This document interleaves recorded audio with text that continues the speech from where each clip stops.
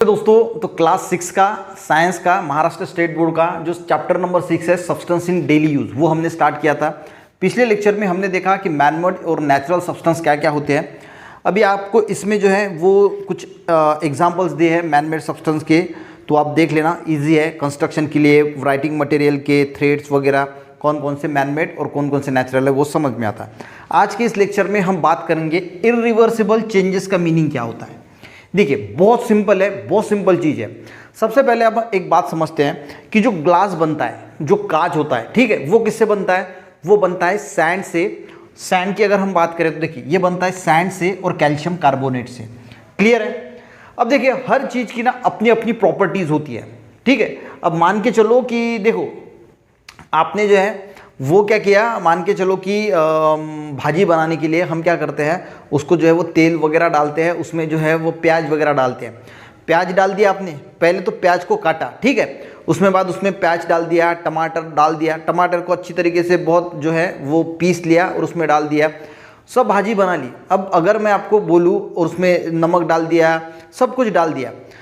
अब अगर मैं आपको बोलूँ वो भाजी बनने की बात कि उससे जो है वो नमक अलग कीजिए, जो मिर्च है वो अलग कीजिए, यानी जो तिखट होता है, चिली होता है वो अलग कीजिए, ठीक है, तो आप अलग नहीं कर पाओगे। उसमें ओनियन जो है वो मिक्स हो जाएगा, तो ओनियन को हम पूरी तरीके से जो है वो निकाल नहीं पाएंगे।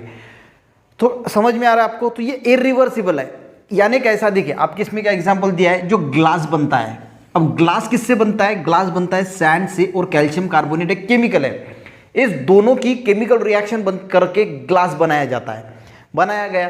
यानी सैंड की एक अपनी प्रॉपर्टीज है, कैल्शियम कार्बोनेट की अपनी एक प्रॉपर्टी है। इन दोनों को जो है अगर हम मिलाते हैं, केमिकल रिएक्शन इनमें होती है तो ग्लास बनता है। अब ग्लास की जो है वो अलग उसकी प्रॉपर्टीज होती है। जैसे मैं नमक की बात करूं तो नमक जो है वो कैसा होता है?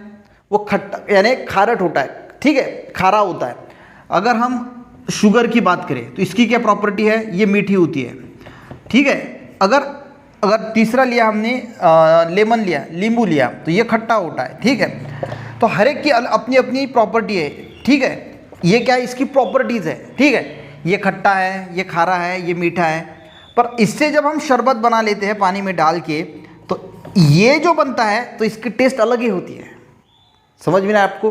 तो शरबत जब बनेगा तो शरबत की टेस्ट अलग होगी, यानी जो टेस्ट होगी तो ये इसके साथ नहीं मिलेगी, अलग ही टेस्ट होगी, तो इसकी एक अलग प्रॉपर्टी जो है वो क्रिएट होगी।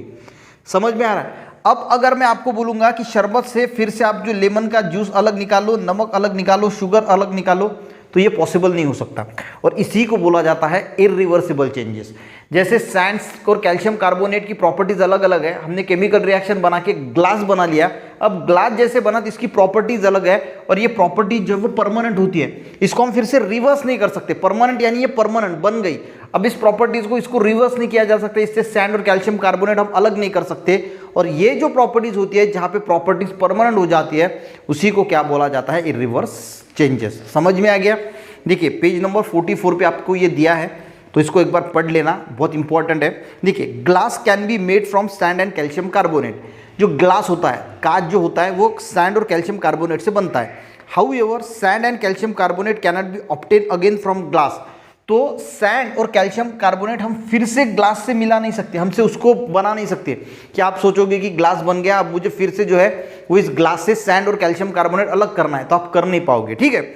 You must have observe green chilli और टोमेटो। आपने जो है वो ग्रीन चिली, जो हरी मिर्च होती है या हरे टमाटर होते हैं, वो प्लांट पे देखे होंगे, वो धीरे धीरे समय के साथ जो है वो लाल होते हैं, ठीक है। Turning red after some time, वो कुछ दिनों के बाद जो है वो लाल कलर में चेंज हो जाते हैं। हाउ यू एवर सीन और here the red tomato become green again. क्या आपने कभी देखा है कि जो रेड टमाटर है वो फिर से ग्रीन होता है? नहीं होता। हम पहले बच्चे थे छोटे, उसके बाद धीरे धीरे जवान हुए, उसके बाद बुढ़ापा आएगा। पर आपने कभी देखा है कि बूढ़ा इंसान फिर से बच्चा हो गया? तो ऐसा नहीं होता। तो ये इरिवर्सिबल चेंजेस होते हैं, ठीक है। व्हाइल मेकिंग मैनमेड सब्सटेंस, जब हम मैनमेड सब्सटेंस यानी आर्टिफिशियल सब्सटेंस बनाते हैं, जैसे क्या बनाया हमने ग्लास, ये क्या है? मैनमेड सब्सटेंस है। द प्रॉपर्टीज ऑफ कंस्टिट्यूएंट, यहाँ पे ध्यान दीजिए, the property of constituent undergo a change. Constituent यानी ये इसका कंस्टिट्यूएंट है, ठीक है, तो इसकी जो प्रॉपर्टीज है ये चेंज हो जाती है, बदल जाती है, ठीक है। This change occur due to the certain chemical reaction. अब ये चेंजेस क्यों आता है? Due to chemical reactions. जैसे हमने शरबत बनाया, ठीक है, तो इसमें भी क्या हुआ, इसकी प्रॉपर्टी पूरी चेंज हो गई है। नई शरबत बना तो इसकी प्रॉपर्टी जो है अलग है। उसी प्रकार this change occur due to the certain chemical reaction, this changes in the properties are permanent.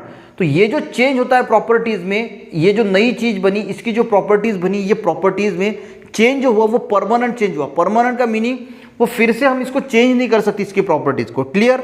That is the original constituent of substance can not be obtain. यानी जो ओरिजिनल कंस्टिट्यूएंट वाला सब्सटेंस है वो हम फिर से बना नहीं सकते फ्रॉम द न्यू सब्सटेंस। यानी जो नया सब्सटेंस बना, इससे फिर से हम ये पुराने वाले सब्सटेंस बना नहीं सकते, क्योंकि इसकी प्रॉपर्टी जो है वो परमानेंट होती है। एंड जो ऐसा चेंज होता है, यानी जो दो चीजें मिला के हमने नया सब्सटेंस बनाया, तो फिर से उस नए सब्सटेंस से ये दो पुरानी वाली चीजें हम बना नहीं सकते। तो वो जो चेंज होता है उसी को हम क्या बोलते हैं? Irreversible changes. वो जो चेंज होता है उसी को क्या बोला जाता है? Irreversible changes.